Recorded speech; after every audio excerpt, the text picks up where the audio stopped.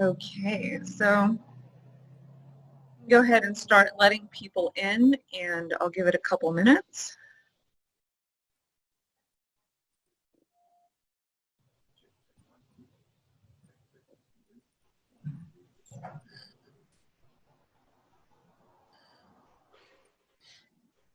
Hi there, welcome everyone. We'll give it just a minute to let people join. They are trickling in.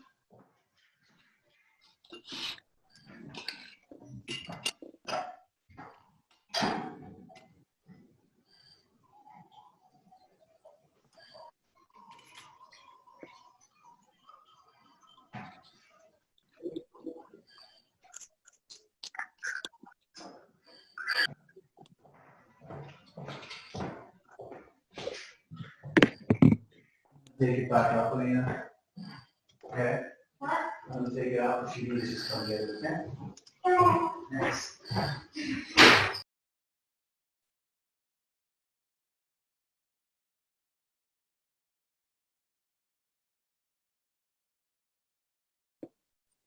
Okay, I think we'll get started.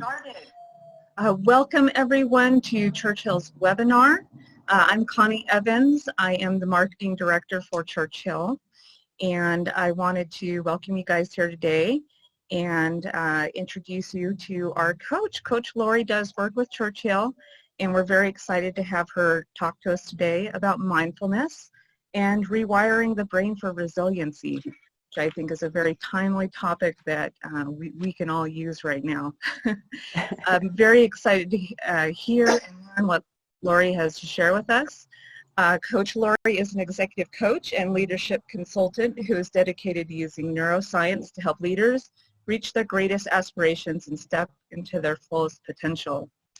Today, we're lucky to have her husband Steve with us to actually do the technical moderation, so he'll be handling the chat and putting links into the descriptions and everything we need technically. Laurie, go ahead. I'll hand it over to you and take it away. Thank you so much, Connie, and welcome everybody. Super excited to be here and talk about this topic that is so relevant during all of the things that are happening in the world.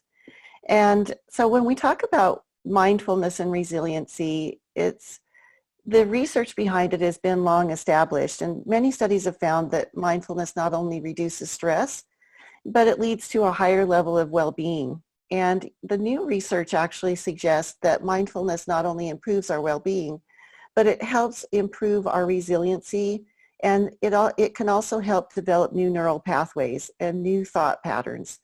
And so as we move into our webinar this morning, these are some of the things that we'll be talking about and discussing.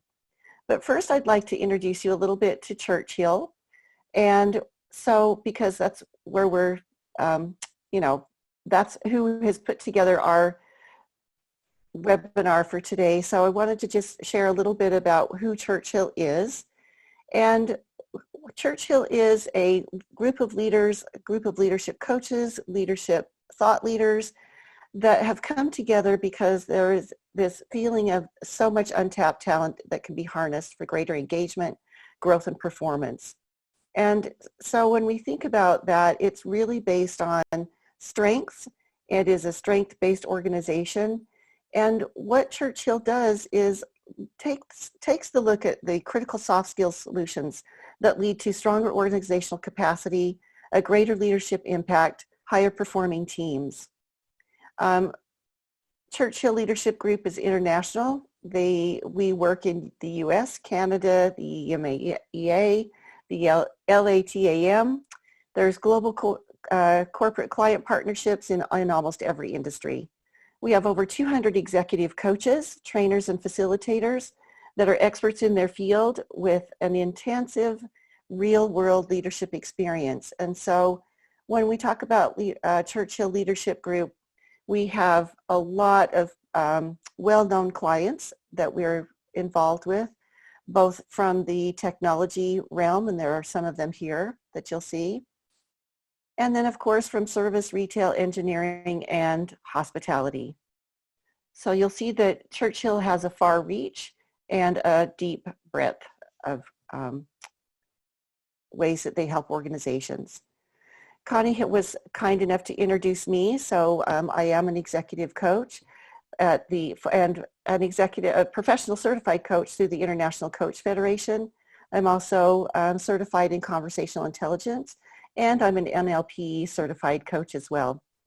I have a little more than 15 years of experience in the corporate world, and I work with major universities and other large organizations and corporations.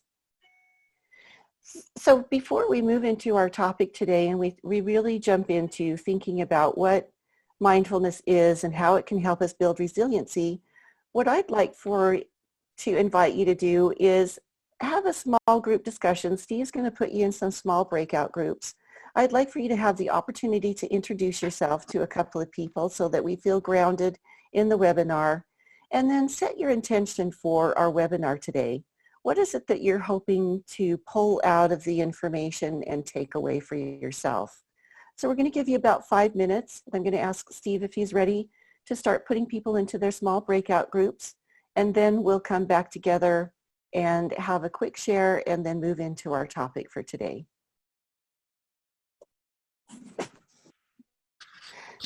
So just for really quickly, is there anyone interested in sharing what intention they set for today's webinar? You feel free to jump in, and or you can mention it in the chat box.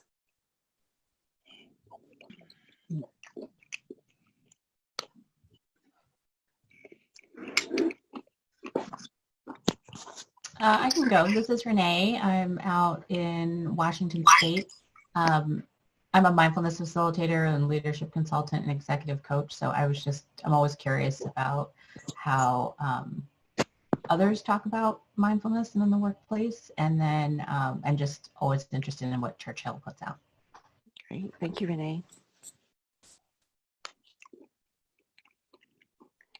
Anyone else like to share? In chat, we've got people mentioning that they'd like to identify quick win tools to support others. That's from Janine. Understand the neuroscience that are behind mindfulness. That's from Churchill. Ruben says, I'm at the postal office, not able to talk much. I want new tools and resources for self and for teams. Great, thank you. Well, hopefully we'll be able to fulfill all of those. So my intention is to have a tech-free, tech-butch-free Zoom webinar today. Yeah, hopefully. Thank you. And thanks for being there to do that, Steve. So as we look at our agenda for today, we're really going to be talking about and hopefully coming to an understanding around what mindfulness is and what it isn't. Understanding what happens when you practice mindfulness. Learn that mindfulness can reduce some of the negative thoughts that can come up over and over again, so it can help change the patterns of our thinking. And we're going to discuss and practice various mindfulness techniques like meditation, movement, some drawing, and more things as we move in through our content for today. I'm not sure what that blank slide's for. Oh, here we go. So here's the purpose of our mindfulness training workshop. It really comes from helping us be able to develop some of those soft skills that we talked about previously. And when we think about training and we think about soft skills, we do think that sometimes it should be common knowledge, but just because something is common knowledge doesn't make it common practice. And so the research that's been conducted by Harvard University and the Carnegie Foundation and Stanford Research Center, it all concluded that mindfulness is, or that 85% of job success comes from having well-developed soft skills and people skills. Only 15% of job success comes from the technical skills and the knowledge or the hard skills that we possess. And so being able to think through mindfulness in this way, and by the way, this was also reinforced by research, by Google's research and with Project Oxygen. And so we do know that when we develop soft skills, we have a greater chance of success than just with having technical skills alone.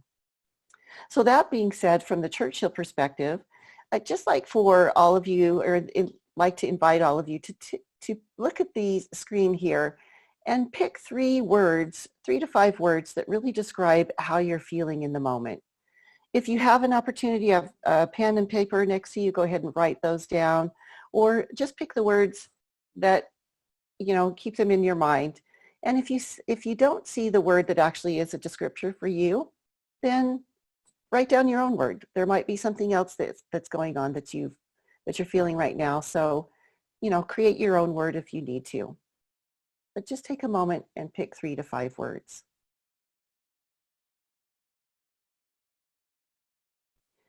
We're going to be coming back to those later today.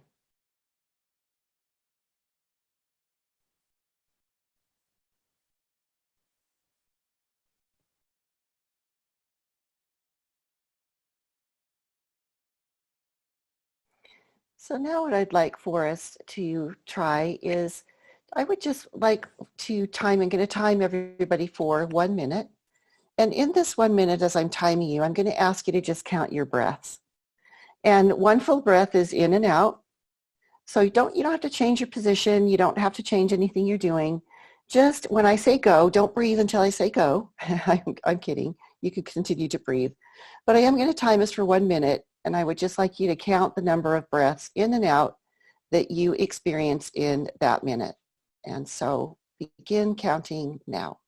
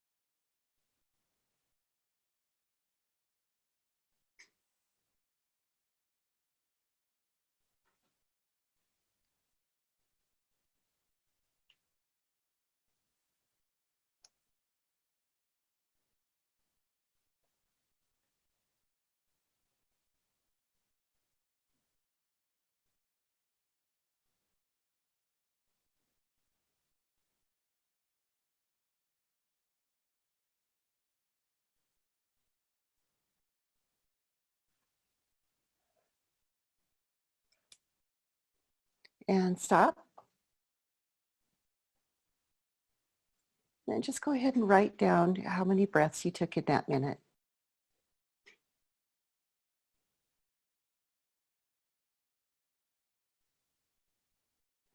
Now what I would like for us to do is, I'm just going to have you close your eyes and sit up straight, if you don't mind. I'm going to invite you to sit up straight in your chair, put both feet on the ground. Just take a deep breath in. Take your hands off the keyboards. Find a relaxing position. And just close your eyes.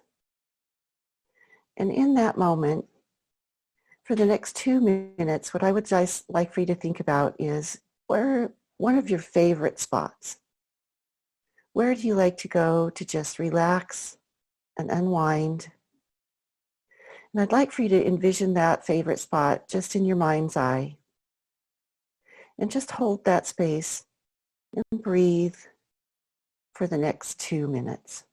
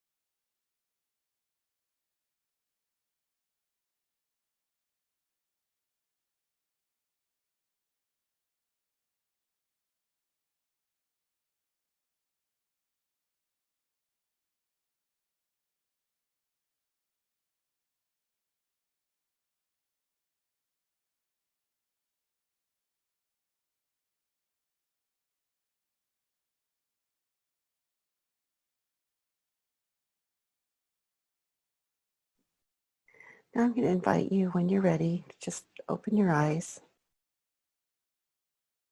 Come back in the room with us.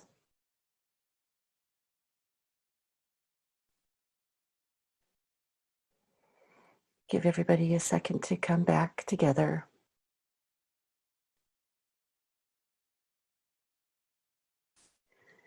And the next thing I'd like to invite you to do now is I'm going to time us again for another minute. And the same as we did the first time, I'm just going to ask you to count your breaths over this next minute. And we can start now. Just breathe normally in and out. Count your breaths.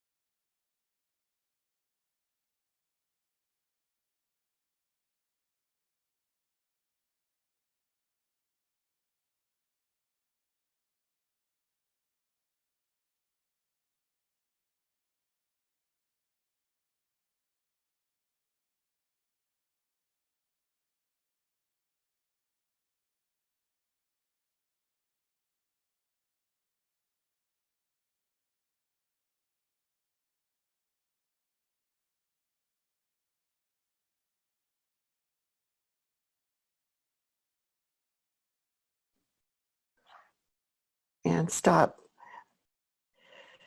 Go ahead and write down, we're actually a few seconds over, so go ahead and write down your breaths that you took this time. And tell me what you noticed.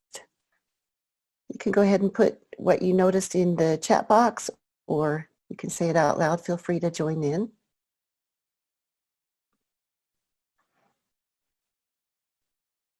How many breaths did you take the first minute, and how many did you take the second minute?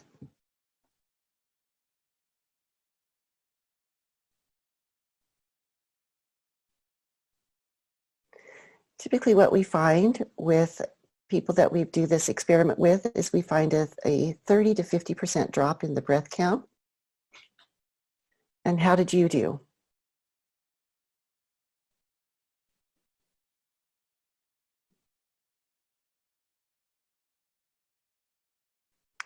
So as we look at this moving forward, we've already practiced our first set of mindfulness, our first mindfulness tool.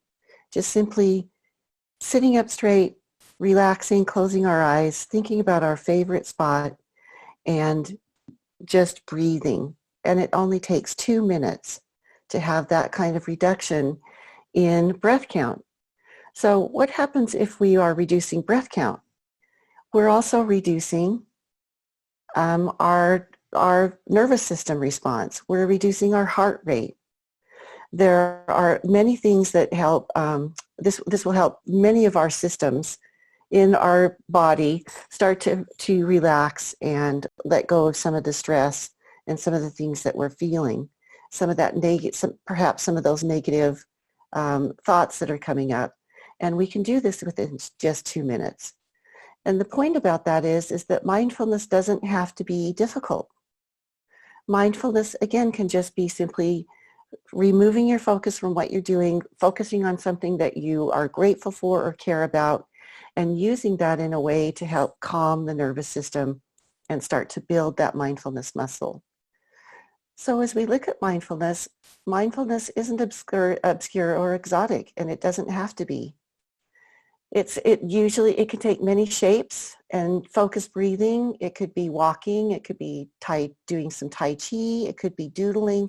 There are many things that we can bring into our daily lives to help us practice mindfulness. It doesn't have to be an added special thing. It could be washing the dishes, There are things when we start to clean and we get into the flow of things when we're washing dishes and we let our minds wander.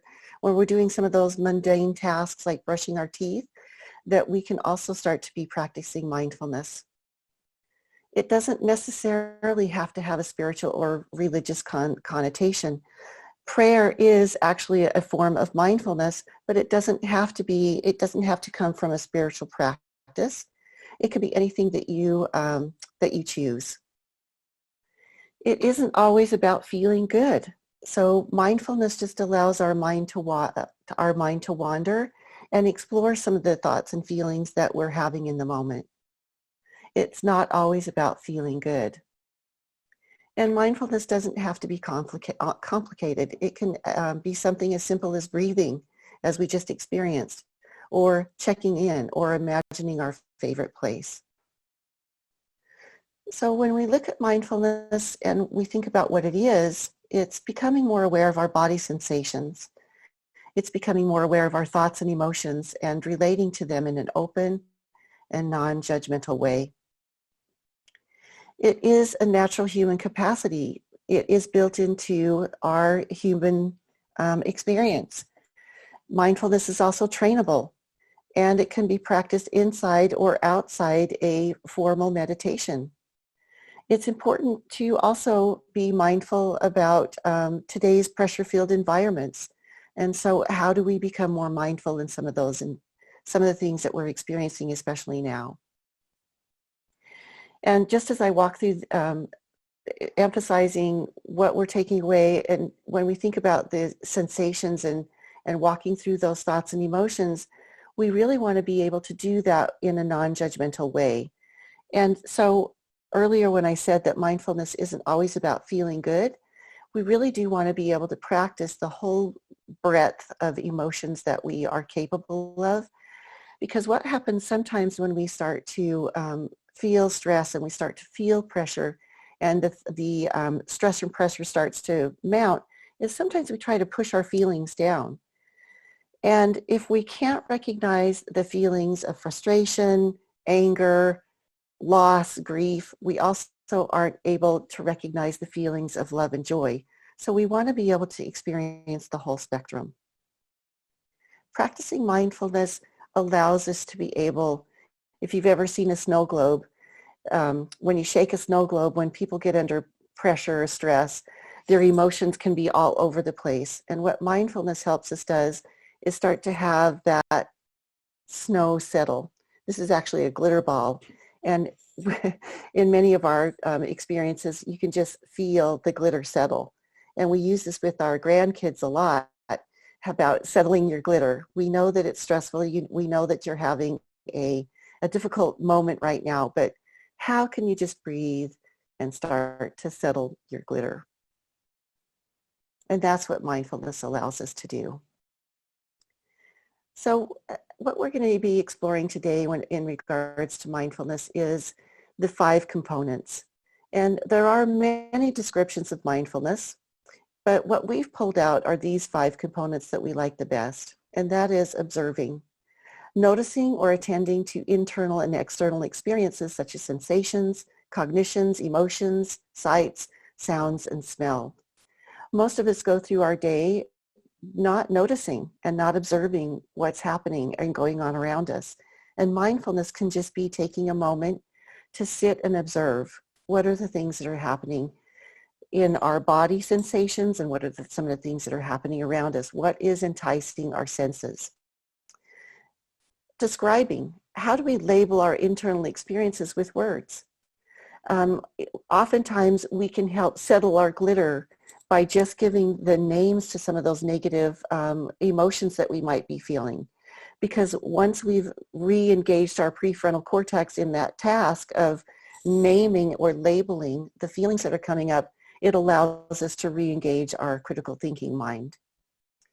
Acting with awareness. How do we attend to one's activity of the moment and can be very, and make that more meaningful? Because oftentimes in our regular patterns of the day, it becomes mundane and it becomes mechanical and our focus drifts off somewhere else.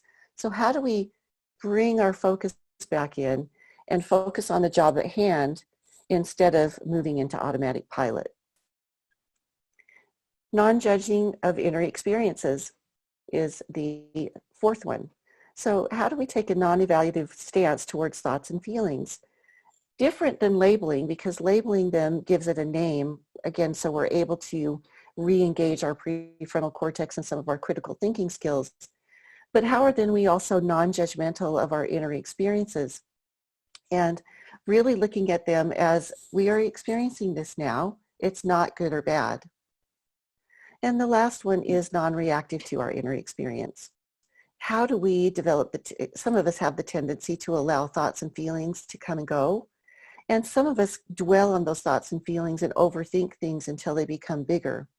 And so how do we dampen that and gain more of the tendency to allow thoughts and feelings to come and go without getting caught up in or carried away by any of those thoughts or feelings or experiences? Informal mindfulness can take many, many different tacks, right? They can be awareness of daily tasks. It could be mindful eating.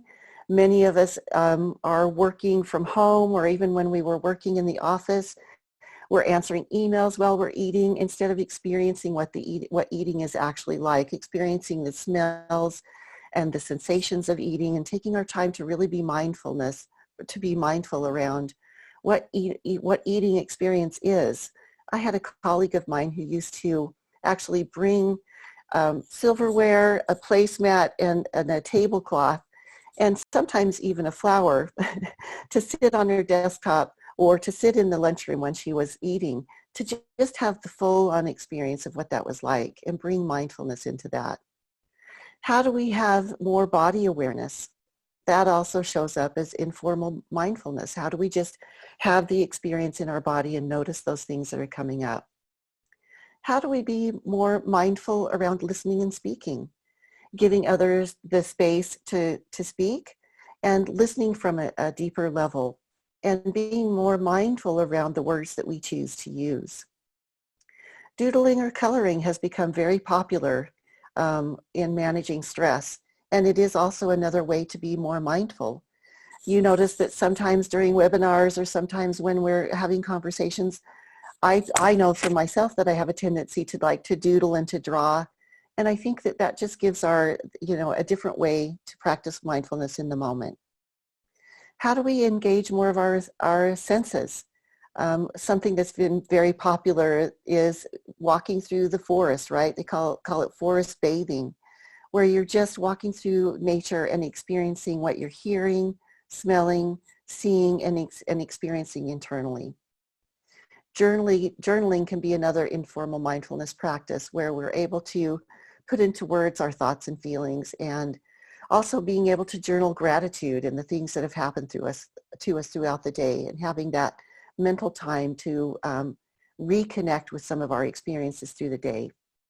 And how do we then also just pausing for a moment to take in the good, just simple little informal mindfulness practices that we can be practicing throughout the day. So what I'd like to invite you to do now is one of those little informal mindfulness practices where we just have a moment to think and do something that's a little bit different that we've quite often have ignored. So what I'm going to invite you to do is just lower your eyes and take the index finger of your right hand and slowly move it up and down the outside of your fingers. And just notice what you might not have ever noticed about how your hands feel. Just gently move your right index finger over your left hand. Notice the textures. Notice the temperature. Notice the bumps and grooves.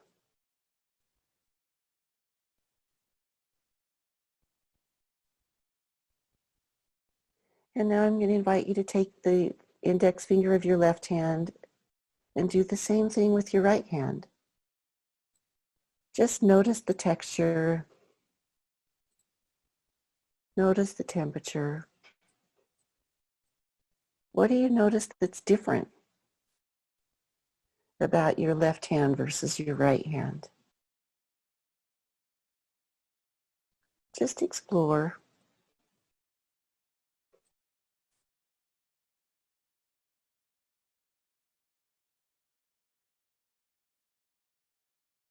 I know for myself that when I first started to do this practice, that it actually gave me an opportunity to thank my hands for all of the hard work that they had done over the years.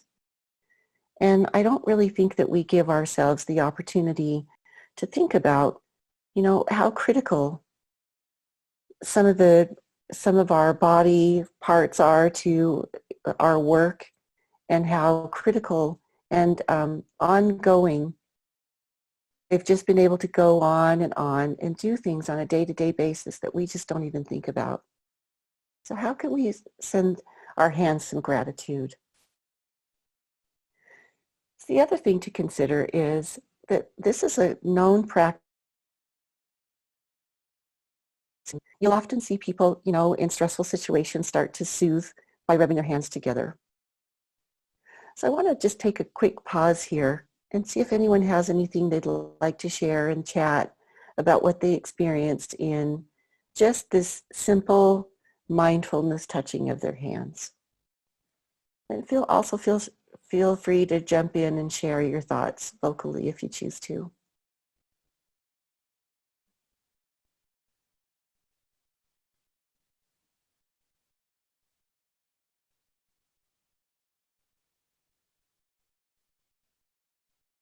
One of the things that has been said in the past is that this is really a good way for kids to gain some control and help them relax, just that mindful self-soothing of their hands. Am I right? Can you say that again, Steve? You broke up just a little bit. I said I realized that my left hand is much more ticklish than my right. Could be.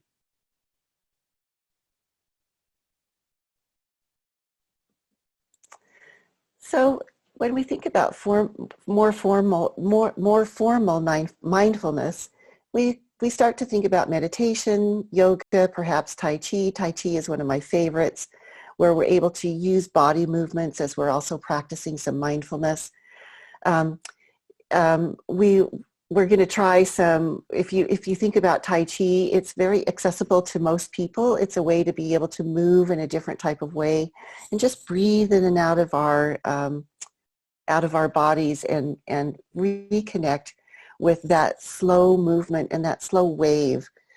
Tai Chi to me is almost like a wave of being in the ocean. And we also need to think about why we might want to be practicing some of these other mindfulness techniques. More formal mindfulness is when we're at home and we're working from home, we're moving less.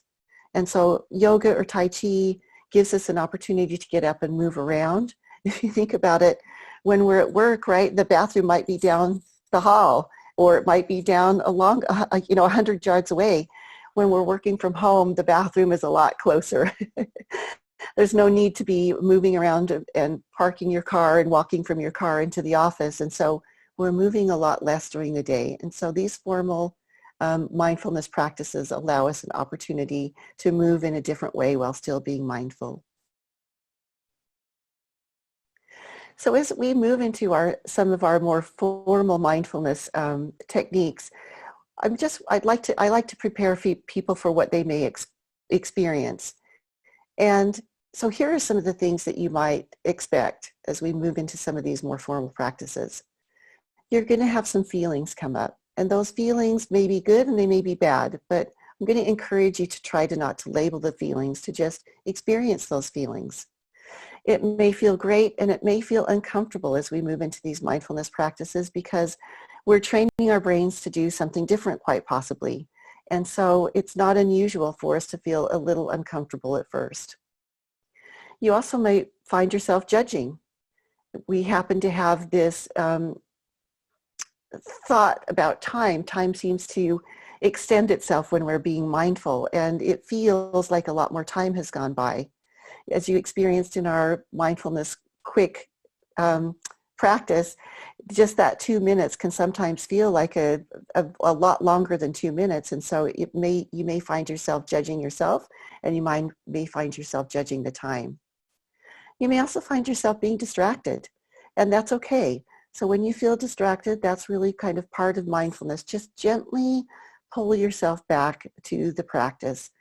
You don't want a hard pull, just a gentle pull back. Just gently pull your awareness back into the practice. And this part of the experience is just an observation. Just use that experience if you find yourself becoming distracted as a way to experience what's happening, and just observe and then gently pull yourself back into the mindfulness practice.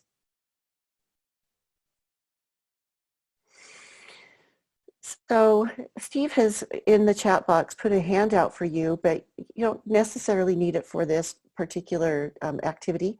But I did want to bring it up because I want you to know that there will be a handout for you to be able to take away from our time together today. And we've put the link for that in the chat box. But if you'll see, what we're going to do here is we're just going to take a minute to stop, breathe, and think. And what I'm going to ask you to do is just, again, sit up straight in your chair. Take a moment to take a couple of big, deep breaths in and out. In and out. And just bring your awareness to what you're most grateful for today. And just breathe it in.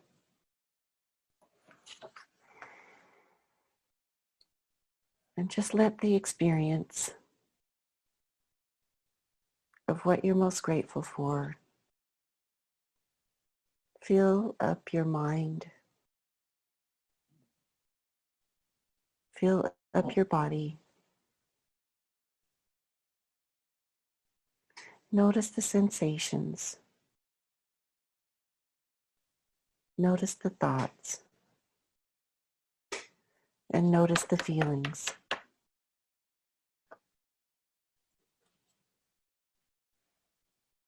And just breathe.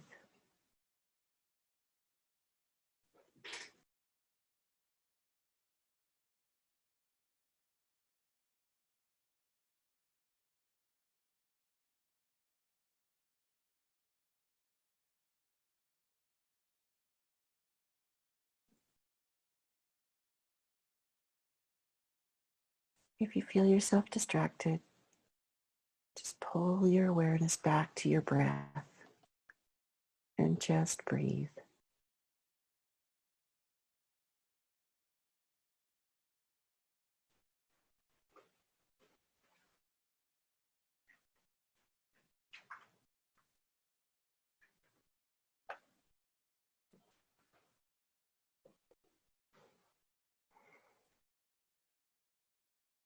And whenever you're ready, just gently pull your attention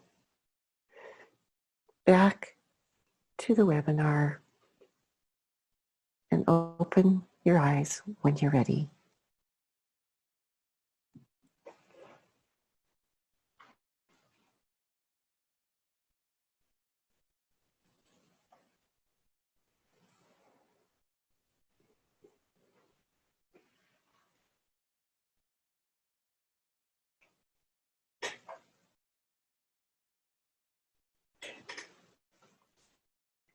Would love to hear some of your thoughts around what you're experiencing so far.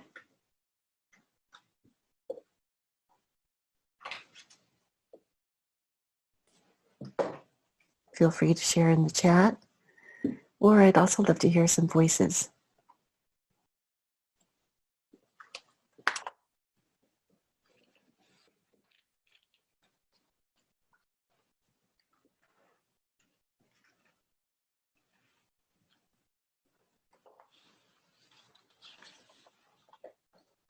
What's coming up for all of you?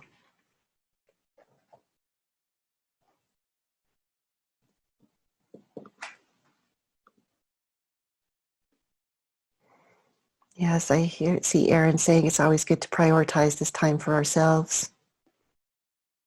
Connie saying both relaxed and energized. Debbie's feeling very relaxed and calm.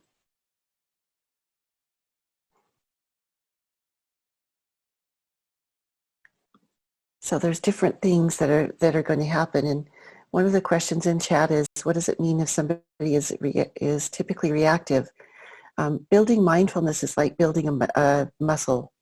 The more you practice mindfulness, the easier it becomes, and the more impact and the more intense an impact it has, I should say, on your nervous system and your ability to do that more. And you'll notice that it all starts to, your heart rate and everything starts to decrease, and it's again like building a muscle. So as we think about moving into some of the more mindfulness practices that we're going to be practicing, there is some troubleshooting that may need to go on. And what I mean by that is there are other things that you may experience as we're practicing mindfulness.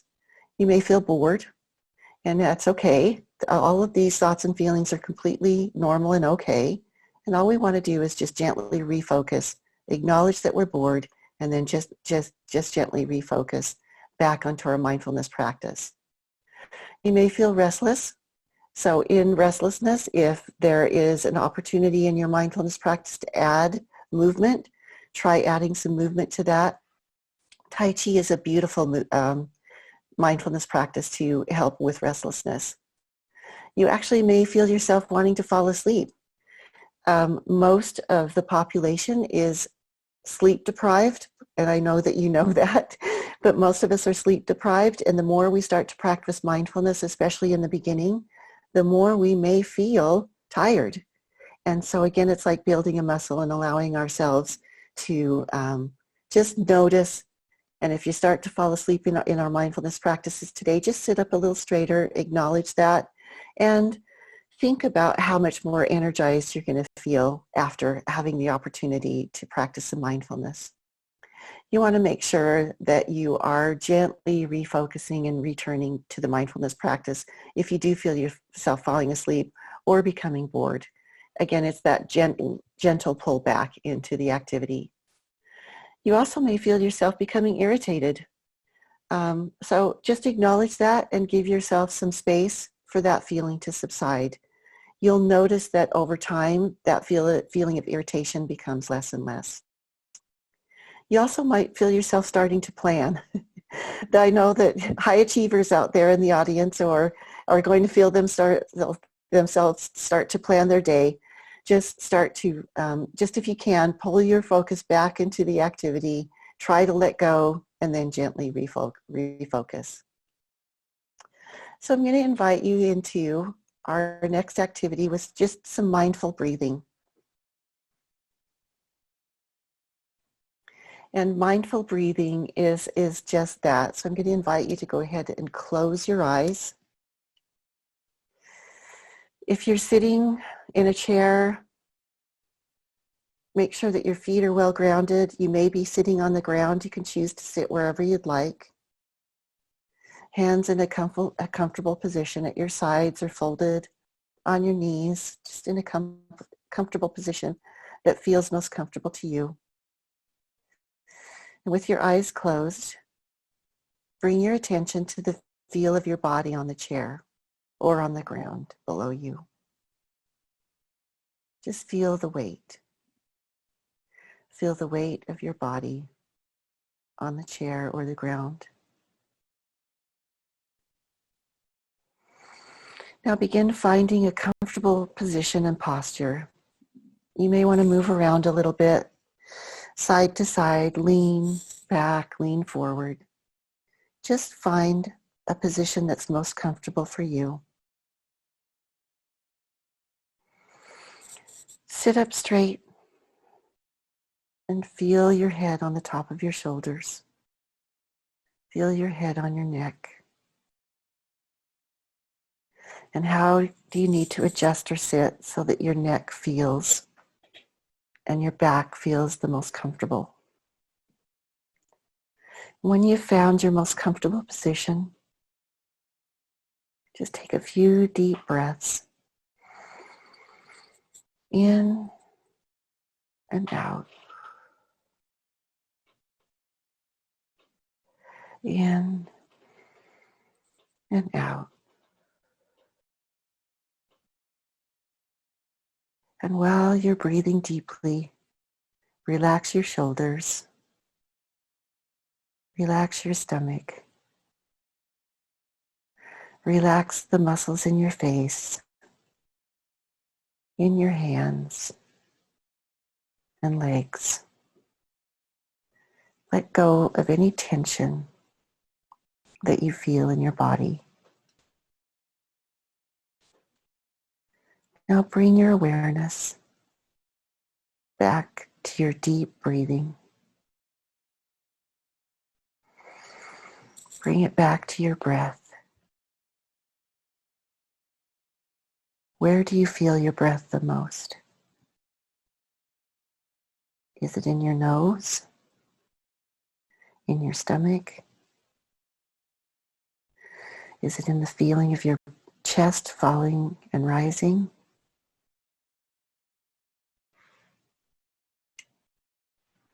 Just notice where you feel your breath the most. Let your breathing be natural and relaxed. Notice what the breath feels like as it enters through your nose and goes down your throat, filling your lungs, and then back out through your nose. Notice your stomach and chest rise and fall with each inhale and exhale. Let your breathing be natural and relaxed.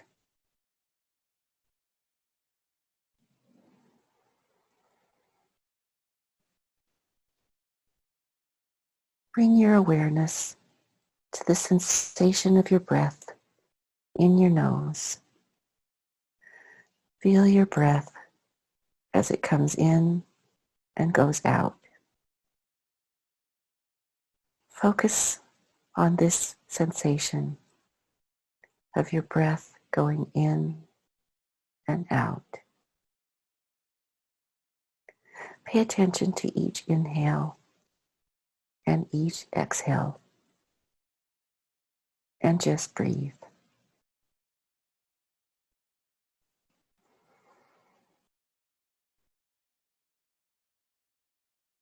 If you feel your mind wander or you get distracted, just notice what's going on. What are the thoughts? What are the emotions? What are the sensations? And then gently bring your attention back to your breath, going in and out. Just focus on the sensation of your breath. Keep your breath in the foreground while you're allowing thoughts and feelings to come and go in the background.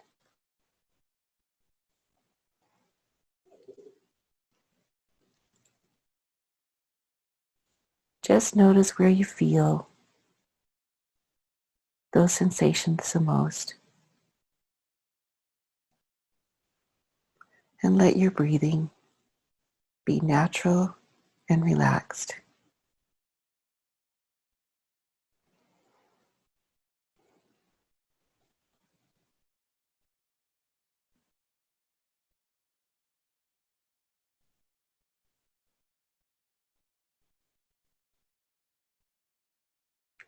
Now bring your attention back to the touch of the seat or the ground that you're sitting on. Take a few deep breaths. And when you're ready, open your eyes.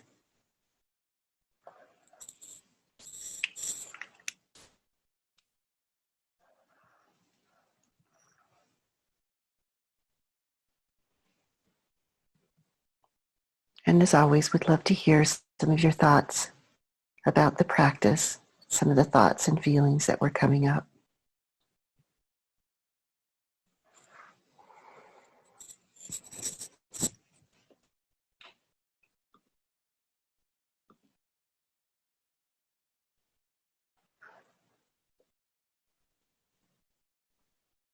It almost made me feel refreshed, like taking a nap. Mm. Yeah, it can. And Connie says she definitely found herself starting to plan.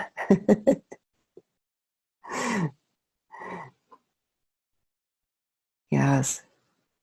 Thank you, Janine.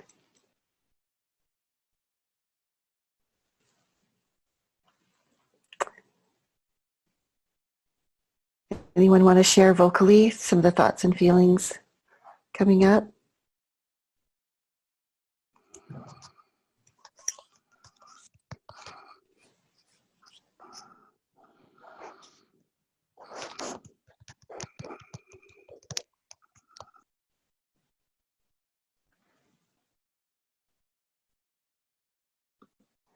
Well, as we move on through a couple of the new bullet points I'd like to share with you, just remember that practice makes perfect. Mindfulness, like anything else, is a new practice for some, and it does take some practice. And it's not even really that practice makes perfect. It's just that it makes it better. And so, as you start to walk through your daily mindfulness practices, be gentle with yourself, and just remember that it's going to take some time to have that build up for you. Perhaps. So when we think about it, it's just like working out, and your mindfulness practice builds strength over time. You can start with short sessions and work mindfulness into your daily routines. We've already done just a couple of simple routines that take 5 minutes or less that you can easily build into your daily activities. You may not start to feel all the positive feelings from meditation right away, and that's okay. You just are noticing some of the thoughts and feelings that are coming up, and it actually helps add to the resiliency and to the mindfulness practice as you'll get better at it. Give yourself the chance to feel all of the emotions, thoughts, and feelings that come up, and just be compassionate with yourself. Be compassionate with yourself in all things, especially now as we're going through this very difficult time where we may have a plethora of emotions in one day, or we may feel like, you know what, we're coming out on the other side of this, and then have some emotions come back up for us that pull us back into that feeling of grief perhaps, or anxiety or stress. So just be gentle with yourself. When we think about mindfulness and stress and the effect on the brain, we know that it starts to activate your amygdala, and it prepares your body for fight or flight. And it's more than that, actually. It's fight, flight, or freeze, and there are many other things that happen when the body goes into, could be up to 7 Fs, when the body's amygdala is triggered and we go into that fight or flight response. But it also shuts down signals to the prefrontal cortex. And as we mentioned earlier, this is one of the reasons why we want to add names to some of the thoughts and feelings that we're having, and be able to label those. Because if we're able to bring our attention back into words, it helps us re-engage our prefrontal cortex. And when all information comes into the amygdala, so there's no emotional thinking. And when your amygdala starts to generate an emotion, if the emotion is stressful like fear, it starts to act like a valve and can start to shut down the signals to your prefrontal cortex. And if the amygdala gets overstressed, it slams that valve shut so that no information is sent into your prefrontal cortex. And that is and this is for survival. This is what we do to survive when we become in our automatic responses, when we're trying to either run away from a situation, perhaps fight it, or we just freeze. It takes time, and we need to make an effort to be able to bring ourselves back into that mindfulness practice and re-engage our prefrontal cortex so that we have more emotional control, and we start to begin to be able to think again and actually use our vocabulary again, because oftentimes, if you've probably noticed that when you're in a high level of stress and our prefrontal cortex has been shut down, we start to react with sign language perhaps, and we start to use our fingers as ways to be able to communicate versus attaching words to things. So we want to be able to lower our stress response and recreate the ability to think more clearly and vocalize what we're going through. Practicing mindfulness turns off our sympathetic nervous system and turns on our parasympathetic nervous system, which again allows our amygdala to calm itself down and make better decisions. When we're under stress and our amygdala is activated, our sympathetic nervous system, it makes us able to see better with the expansion of our pupils. It increases our breath rate, it increases our heart rate, and it conserves energy by stopping digestion. When we start to practice mindfulness, however, and we activate our parasympathetic nervous system, it allows us to be able to shut down that sympathetic nervous system, which lowers that body response. This means that our pupils start to shrink, our breath and heart rate starts to slow down, just as you've experienced in some of our mindfulness practices. And you may start to notice yourself getting hungry as your digestion then starts to reactivate. The more you practice mindfulness, the more you stay in the parasympathetic nervous system, even when you're not actively in mindfulness practice. So I'm going to read that again. The more you practice mindfulness, the more you stay in the parasympathetic nervous system, even when you're not actively in the mindfulness practice. So you're able to keep from feeling stressed and stay more calm, even though you're not actually practicing a mindfulness practice. These are a couple of brain scans that came from a study from Harvard University. The left is an image of the left image is a functional MRI showing the activation of the amygdala, and a study of after participants were just performing mundane everyday tasks, nothing stressful. Notice the scale of the right screen that's showing the most active part of the amygdala. What they did was they taught these participants then to be able to do mindfulness, just simple mindfulness over an 8-week period of time, just long enough for it to begin to become a habit. And if you'll notice on the right hand, you're going to see that the amygdala now starts to be less activated just after this 8 weeks. And the amygdala is now more in the red and orange range versus that bright highlighted yellow. Other studies have shown that this is not only the amygdala is less active after we've been practicing mindfulness, but it actually starts to shrink in physical size the more that we practice mindfulness.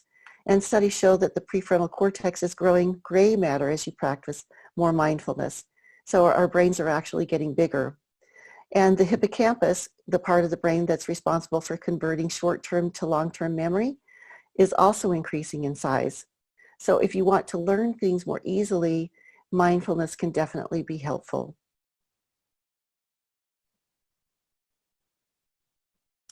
So here are some of the other benefits of mindfulness. It rewires the brain to be more peaceful, compassionate, positive, and imaginative. And as we work through these difficult times, those are some of the things that we would want to use as leaders or just as human beings as we try to work together through the COVID-19. It also reprograms negative thoughts that cause stress. So we're able to actually have more peaceful thoughts, more positive thoughts, the more that we practice mindfulness. It helps us put a space between our thoughts and our reactions. And this is really important because the more we live in stress, the more reactive we become. We want to be able to put that space in between those thoughts and reactions so that we can be more peaceful, compassionate, and positive. Practicing mindfulness also helps improve our decision making. And so there are these and many more benefits to being able to practice mindfulness. What I'd like to invite you to do is we're going to practice one more mindfulness together, and this happens to be one of my favorite. This is called alpha, and it's called the alpha countdown, and when we start to think about alpha brainwaves, they are most dominant during the quietly flowing thoughts and in some meditative states. Alpha is the resting state for the brain. It's also that feeling that you get when you're in flow, where you're working on a project or you're doing something that you really love and enjoy, and time seems to stand still, but it also seems to go by quickly. It's in that space where it's just resting for the brain, and everything comes at a degree of easiness.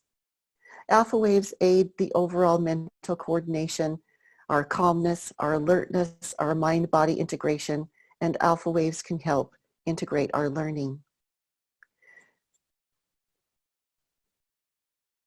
So when we move into our alpha meditation, what I'd like to do is have you just know what the process is going to be, so that it feels familiar as we start to move into it in a meditative practice.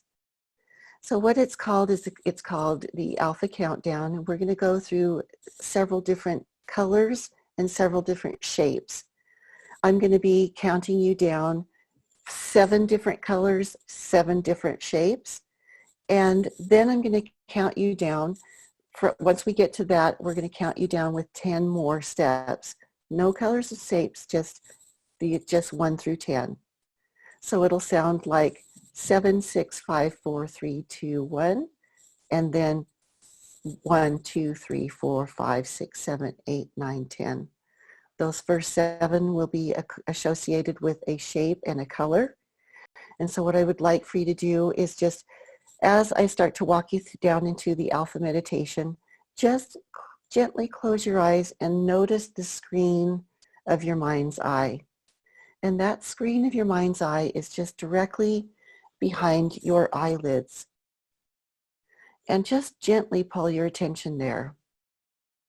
Just as a practice before we get started, just being able to practice seeing your mind's eye, that screen in your mind's eye. And as we do the countdown, I'm going to have you, or once we get to the alpha countdown, I'm going to have you imagine a safe space, a place that is just for you, a place that brings up fond memories, that brings up gratitude, that brings up positivity, where the sensations are abundant. And I'm going to ask you to notice those sensations. So as we get prepared to move into this crystal countdown for the alpha state, I'm going to ask you to just, again, sit up straight, find a comfortable position with your arms, hands, feet firmly on the ground. Take a couple of deep breaths. Breathe in and out.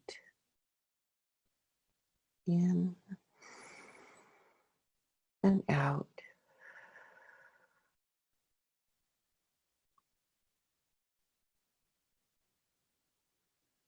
And on the picture in your mind's eye, I would like for you to see the color red and the number 7.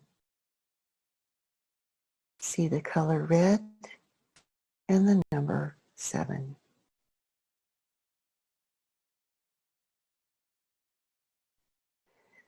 Now in the screen of your mind's eye, I would like for you to see the color 6 and the color orange. See the number 6 and the color orange.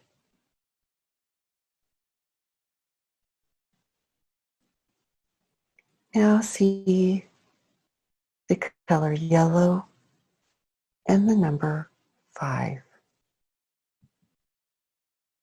See the number 5 and the color yellow.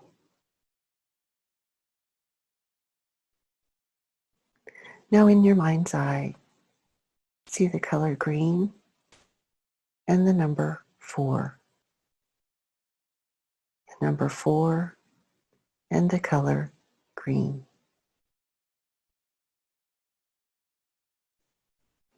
Now see the color blue. The color blue and the number 3. See the number 3 and the color blue. Now see the color indigo, the color of the midnight sky. See the color indigo and the number 1. The color indigo and the number 1.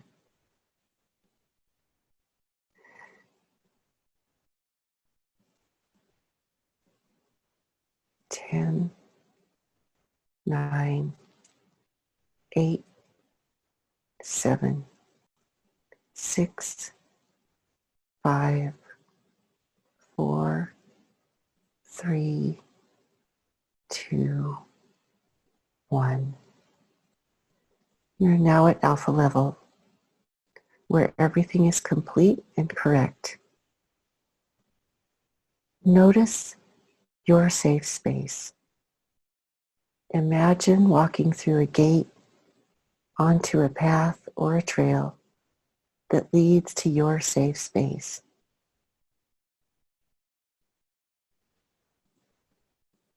Enter the safe space and notice everything that helps you feel comfortable, that helps you feel relaxed, that helps you feel protected and at ease. Sit and savor the feelings of safety. And just notice the ease, the comfort, the safety.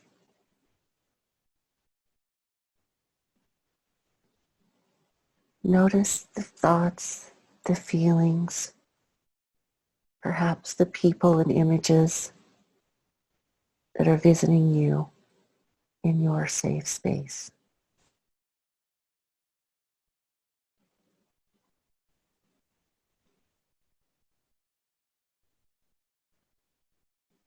Express gratitude for the people, images, things that are showing up in your safe space that bring comfort.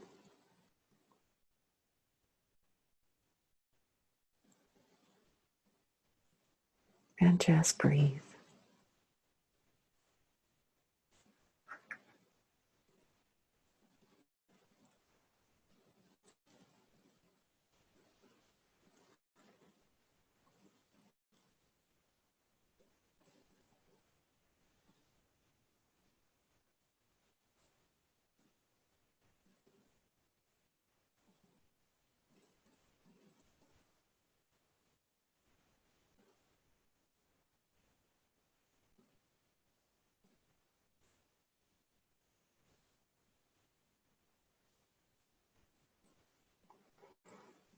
Take a deep breath and express your final gratitude.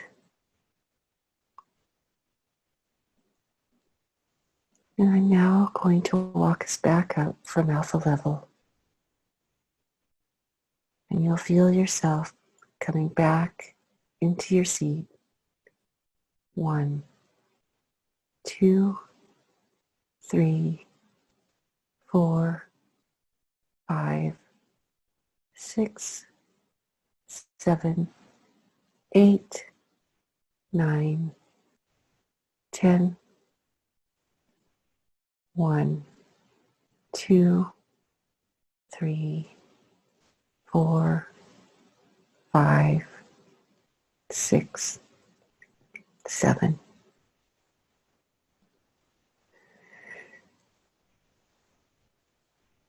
And when you're ready, join us back in the webinar and open your eyes.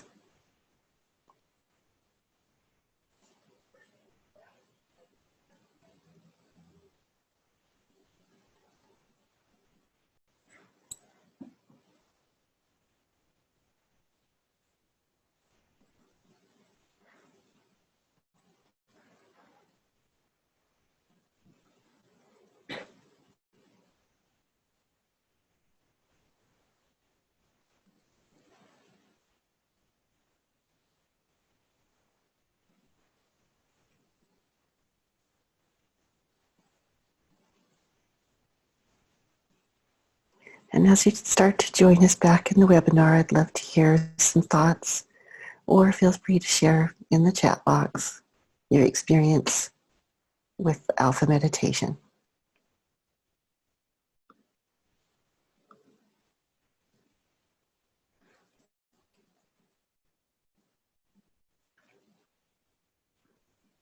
Janine says she loves it, and she wanted a copy, and I reminded that this Alpha meditation is in the handout as well.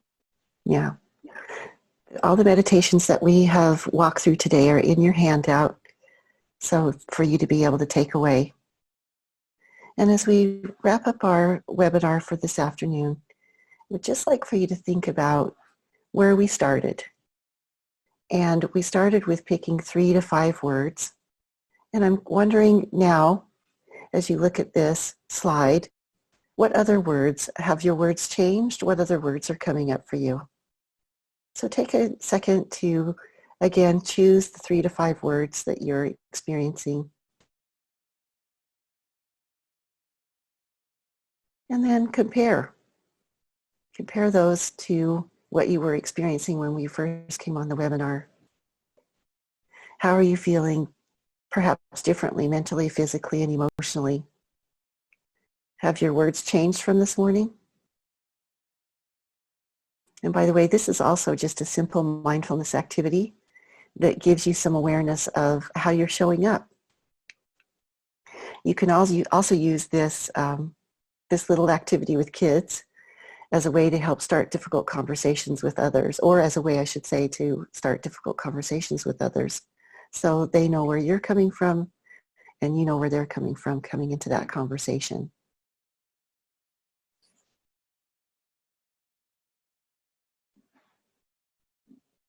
So I'm hoping that through our mindfulness practice today, that you're feeling more centered, more grounded, more positive, that you've noticed that some of the emotions that are coming up are more positively focused, and that you're walking away with a sense of calm and less stress overall in your body and in your mind. Looks like in chat, there's some shares here. There's Ruben says he feels more balanced. Janine says guarded, frustrated, irritated. That's great. Wonderful. Steve, you're cutting out just a little bit. Okay. The people are sharing exactly what you're saying. That's great. I'm glad to hear that. And thank you so much for sharing. And as we start to wrap up our webinar for today, just remember that there are you've got your handout, and there are some routine mindfulness that you can practice at home. Just choose one or more routines, activities, like I mentioned earlier, brushing your teeth, eating while doing, eating, being more mindful of how we're nourishing our bodies. And by the way, making sure that we're drinking lots of water and noticing what that also feels like in our body. Just mundane things like doing dishes, taking a walk. And try to do the activity, though, with your full attention and focus only on that activity. That's also a way to be mindful. And during the week, try to pay attention to how you engage in conversation. Try to focus on the conversation as fully as possible, on the person and the persons and with whom you're communicating, really creating that connection. And the moment that you notice that your thoughts are being distracted, return your attention back to that conversation and really listen from that third level, not just with your ears, but with your whole mind, body, and spirit. I remember a great mentor of mine as a coach said to me, always listen to your client from their perspective. Listen with their ears, hear with their heart, and respond with their words. And that really is that third level of listening where we're in tune with the other person, which not only makes them feel good, but makes us feel good, and is a way to be mindfulness in practice. We also have some challenges for you. In your handout, there's a place for you to be able to journal about your experiences as you try the activities, And one or more challenges to incorporate some formal meditations or something like yoga or Tai Chi into your daily routine. And when we talk about integrating some of our takeaways, you're going to decide for yourself, obviously, what tools, exercises will you use. You've got a whole plethora of things in your handout that you'll be able to choose from. What tools and exercises could you use with others? We mentioned a lot about how to use some of these things with kids, and we inserted that specifically into this webinar at this time because we know that lots of parents are home with their kids, and it can be difficult and stressful. Even though we love them so much, it can be a difficult transition. You might want to also think about what obstacles might get in the way of your being able to integrate some mindfulness into your daily routine. And then what resources could you use to overcome some of those obstacles? How will you think a little bit differently about mindfulness in order to be able to bring that into your daily routine? And then I think that Connie has a poll for the group as we close out our mindfulness webinar for today. I just want to say thank you so much for joining us on this journey. It's been a real joy and pleasure to be able to share some of our knowledge and some of our mindfulness activities with all of you today.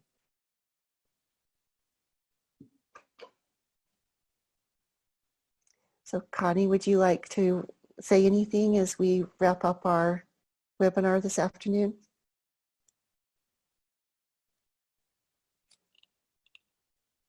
Yes. Oh, there I am.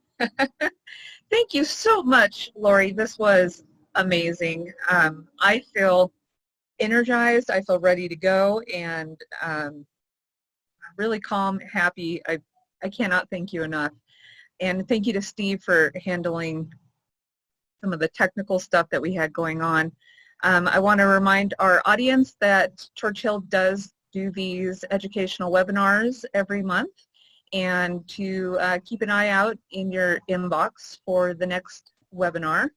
And thank you again, Laurie. I appreciate you so much. And have a blessed, wonderful, healthy day. Thank you. You too, Connie. And thanks again to everybody who was on with us today. Really appreciate it. And all of you stay safe and healthy.